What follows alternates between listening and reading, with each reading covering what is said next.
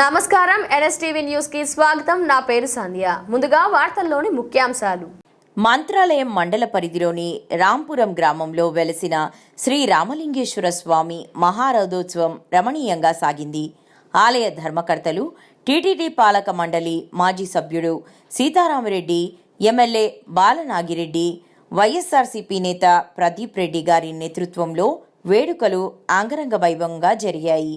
ముందుగా ఉత్సవమూర్తి రామలింగేశ్వరుడికి గ్రామోత్సవం నిర్వహించి ధర్మకర్తల ఇంటి వరకు వైభవంగా ఉత్సవమూర్తిని ఊరేగించారు. అక్కడ స్వామివారికి ప్రత్యేక పూజలు నిర్వహించారు. శివనామ స్మరణ పఠిస్తూ భక్తులు రథాన్ని ముందుకు లాగారు.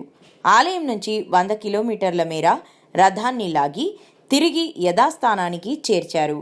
వేలాదిగా భక్తులు, కర్ణాటక, తెలుగు రాష్ట్రాల ప్రజలు అధిక సంఖ్యలో తరలి రావడంతో రాంపురం క్షేత్రం రద్దీగా మారింది.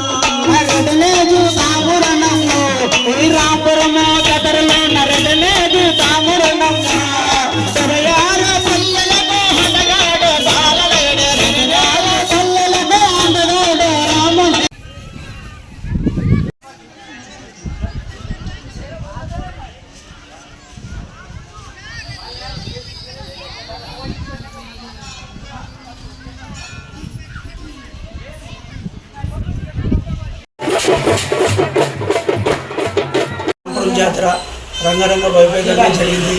కార్యకర్తలు, చుట్టుపక్కల విలేజ్ అందరూ తల్లి వచ్చి దర్శనం చేసుకున్నారు. అలాగే నాయకులందరినీ మనోజ్ రెడ్డిని, సాగేష్ రెడ్డిని, బానారెడ్డిని, ప్రదీప్ రెడ్డిని, శివరామరెడ్డిని అందరినీ కలవడం జరిగింది.